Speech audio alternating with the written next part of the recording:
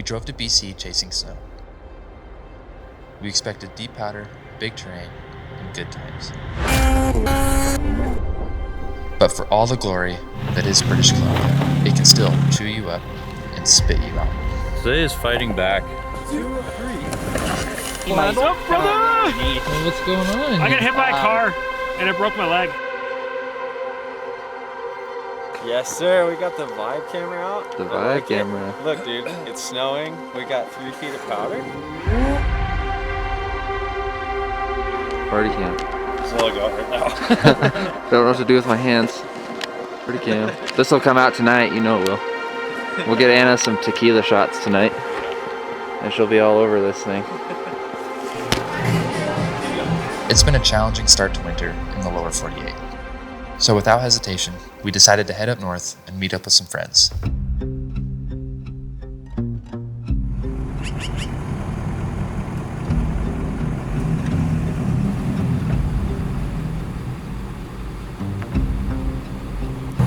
$70 gallons?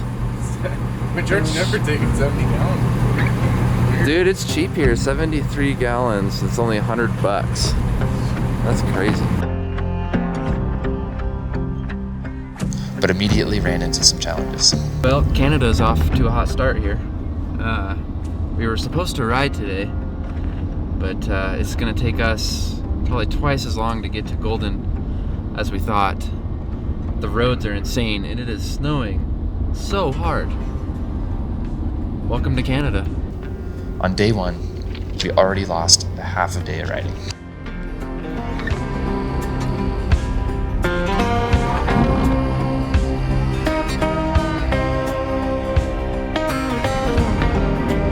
Like kids in a candy store, when we finally got to squeeze the throttle, it already made the entire trip worth it.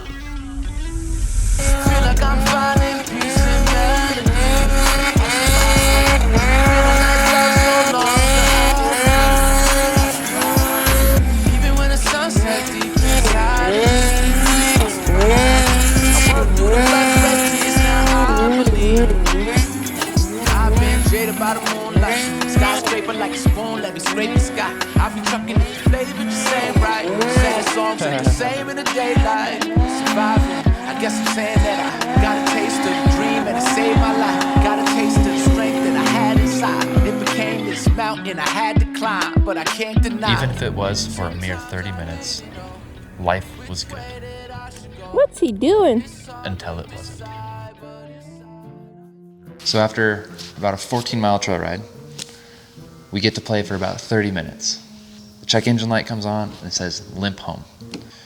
So I decide to try to limp it as far down the trail as I possibly can before it just eventually just gives up completely. And at this point, I was so frustrated.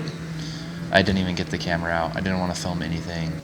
I was just kind of over it after, the morning we had. And I just wanted to get it off the mountain so we could go fix it so I could enjoy my sled for hopefully the rest of the trip. Little did I know, my sled would be a hint at what was to come for us. Luckily, we were smart enough to bring spare sleds. So we woke up the next morning, and with our spirits still high, it was time to meet up with some friends, Landon Pavan, Cody Schmidt, and Jaden Ballard. Now I'm sure if you're on YouTube, you know who Landon Pavan is. He's a Skidoo ambassador, and he's got a great YouTube channel called Mountain Standard Time. This would be my first time riding with Landon, and he's been someone I've looked up to for a long time, and I just couldn't be more stoked to ride with him. And getting to ride with Jaden Ballard for the first time other than Sled Fest in Cook City, I was pretty stoked for.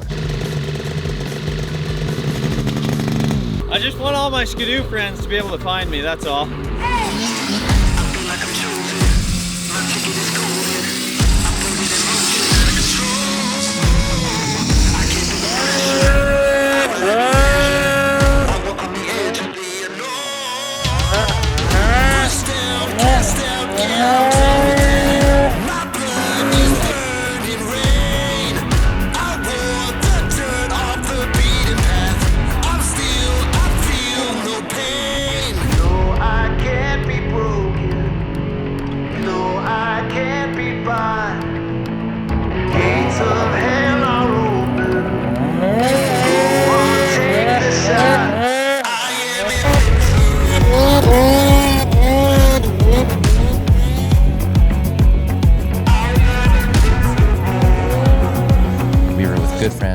riding snowmobiles. Pure bliss. But remember that part about BC chewing you up and spitting you out? So we started the day with a group of 7, myself, the 4 from Sled Wyo, and then Cody Schmidt and Landon Pavan. All of us very capable riders. It was bound and determined to be a good day. We actually had a very successful day apart from the snow. The snow was a little iffy. I'd say there was 2 feet of fresh on top of a decent ice layer. There were the 7 of us, and we ended up running into 2 guys that were locals. It sounded like Cody and Landon both knew them. They kind of joined the group for the day. So it ended up being 9 total of us. We were missing somebody from our group. So myself and Riley, we separated. We went looking for, I believe it was Jett. I can't remember who we were looking for, but nonetheless, we got maybe 100 yards from Jeff and Anna and the other 2. And I heard over the radio, somebody's leg is broken. We need to find them and get help. Landon, could you pull traction on that, please? Yeah, okay. Does that feel better? Oh, yeah. Oh. Okay, yeah. Whatever you did, that feels way fucking better. Do you think it's... Well, we're going to have a look. You're going to have a look. But do you think it's possible that it's your ankle dislocated? Or your leg? I don't know. What's up, brother? Well, what's going on? I got hit by a car and it broke my leg. You see that ice ball right there? A hoe shovel would be pretty sweet. Really? It was fucking massive. Okay. Oh my god. Okay, I'm starting to understand now. Cody's great big snowball off that tree. Broken leg right here. We're getting him up there. Quite the crew to figure it all out. Jeez. Not the best way to do that. You always have that in the back of your mind when you're out there. You know, someone could get hurt. But it never seems real until you're put in that situation. We were 30 miles deep, and the weather was not looking like it was in our favor to get a heli to Cody. I thought for sure we were spending a night, maybe 2. But luckily our group stayed super calm, and we just took it one challenge at a time. Thank goodness that Cody is very level-headed and knew exactly what needed to happen and exactly what kind of mindset needed to be had by him for everyone to get through this quickly, efficiently, and successfully. Oh. Cody, I don't even think you washed these. They're crusty. He was cracking jokes the whole time. He was just honestly head on a swivel. You were going down By that tree. right here by this tree, Backpack? Yeah. and that snowball I'll ride it up. fell off the very top of this Leave my tree, bag up there and come back. and it hit you in the leg and broke your leg. Yeah, Immediately. It felt like I got hit by a car. I heard it, and I was like, my leg's broken. Thankfully, the fracture was below the knee, and as you guys can see from the videos, we were able to put a pretty hefty splint on his leg with a couple of shovel handles, ski straps, and other cinch straps. Once we had Cody splinted up and ready to be moved, we came up with a game plan of how to get him off of the mountain, but we were so far back there and we did not want to stay the night, and Cody felt very comfortable and capable of moving, so we ended up getting him off of the ground. He was able to crawl up out of this little ravine that we were in. All 8 of us that were capable of riding sleds out, we created a trail all the way up and out. Cody riding out with a broken leg like a frickin' champ. You got them all splinted up. Yeah. And it's amazing how fast things can go from perfect to, oh crap, what are we gonna do? And it's pretty awesome to have a group of riders with you that are completely prepared and completely capable of staying very locked in when you need to be. So yeah, our BC trip was off to a hell of a start. Just a blizzard coming out of here. We are going right there. And I see some bluebird skies, buddy. On day 2, we avoided a tragedy. Non-sledders truly don't understand how remote and vast the areas are that we ride. But for us, that's honestly the best part. And when everything aligns with good snow, terrain, and people, that's what makes it all worth it.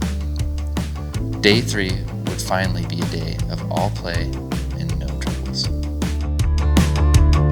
And it's awfully tempting. Give him your soul and let him turn you into a child. 'Cause the snake has got a charming rattle that'll put you fast asleep if you don't leave. If you don't leave. And the desert winds and sands, yeah, they'll bury you 6 feet deep if you don't leave.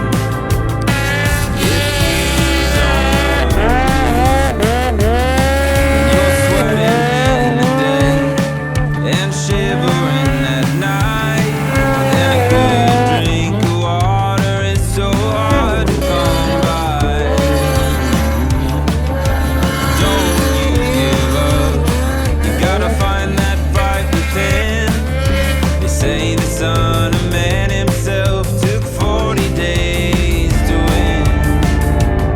'Cause the snake has got a charming rattle that'll put you fast asleep if you don't leave.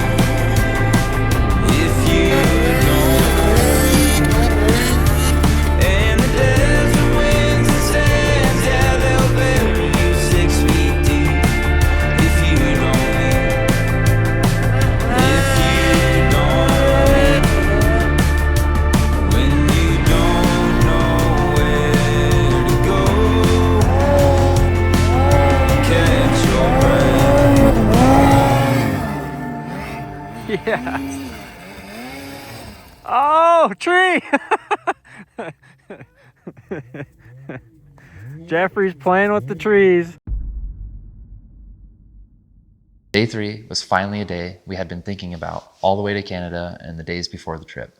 We were all thinking maybe, just maybe, we were going to leave Canada on a high note and finally get the trip that we were expecting. Vibes were high, but unfortunately that ended pretty quickly. So we got pointed in a direction that should have had good snow, and it did, but none of us knew where we were going. And I was the leader because I was sent the pin, and I made the decision to start driving up this logging road because that's what we had done all week. This spot that we went to was a little bit different. Well, what's going on? I'm not having fun, Jeffrey. What in tarnation, Scott? I am not having a good time right now. Where did you take us? I am so glad that we turned around when we did. This is sketchy as hell. Yeah. I don't like this at all.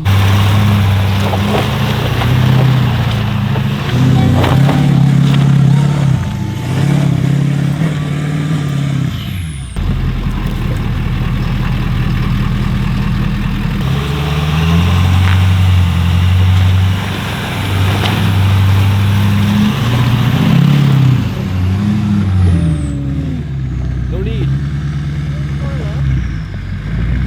Okay, now what? Yeah. Back down. Over here.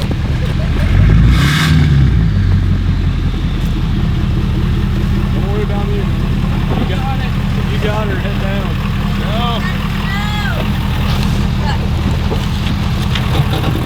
Stop. Woo! Well, this is fun. Yeah, what the hell? Just you wait, buddy. You still gotta come down. So we started going up the road here and very quickly realized that we couldn't make it. So started backing down, had a little catastrophe. Now shoveling the dirt. Thankfully, all we got to do is get to that flat spot. Reason number 265. Why you buy a good shovel? You know what would solve this? What? Chains. Pack chains. None of us brought chains, so good rule of thumb for Canada is bring chains with you, non-negotiable. This right here is exactly why when you go to Canada, you ride with locals who know the area. Because otherwise, you wind up in Shit Creek. without a paddle. How's that for trial by fire? Yeah, I have to change this title to Trouble in Paradise. Some lessons you just learn the hard way. Jaden, how's our morning going? You know, so far, we got a really early start. We thought we were getting ahead of schedule, but then I made the decision to drive up this road that none of us have been up, and very quickly realized that the snow got deep really fast, and as soon as you drive over it turns straight to ice. So we had to back down the hill. Somebody went in the ditch. It didn't work very well. He got out. We all shoveled down to dirt all the way down here. And now it's 10:30 and we're gonna go ride snowmobiles.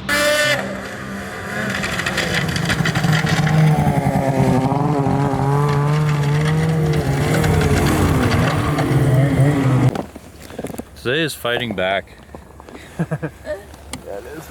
A lot. Let's see. Get my toolkit out. How far did we make it from the truck? I don't know. Well, we got the trucks up to about right here, so not far. Snowmobiles are fun. I got 10 minutes up the trail and I stopped, waited, one person showed up. I'm like, crap. I get on the radio. Hey, is everybody making it? What's up? Scott comes over the radio and is like, yeah, I'm headed back to the truck. My shocks are blown. Thankfully, he had another set of shocks in his truck, so he got that swapped. But finally, after that little hiccup, we were able to go up and all have our fun. And man, we were rewarded with the deepest snow yet.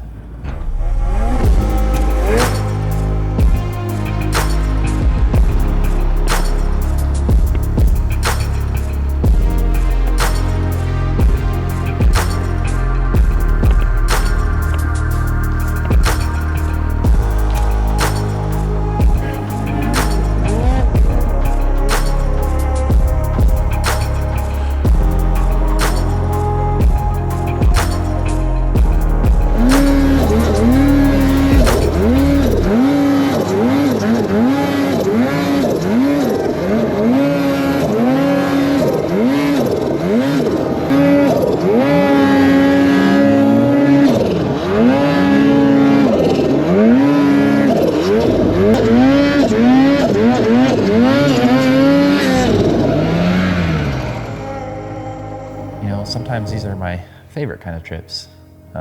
Ideally I wanted to go up there and film some really cool content, meet up with a bunch of different shredders, but sometimes things just don't align, and you have certain windows in which you can go up, and I think that's just kind of snowmobiling in a nutshell. You usually only see the good trips and the good times, but in snowmobiling things can go wrong for sure. When you go to a place like British Columbia, they have the deepest snowpack, the biggest terrain in the world, but for all its glory, it can also just chew you up and spit you out. Will I go back? Absolutely, without hesitation.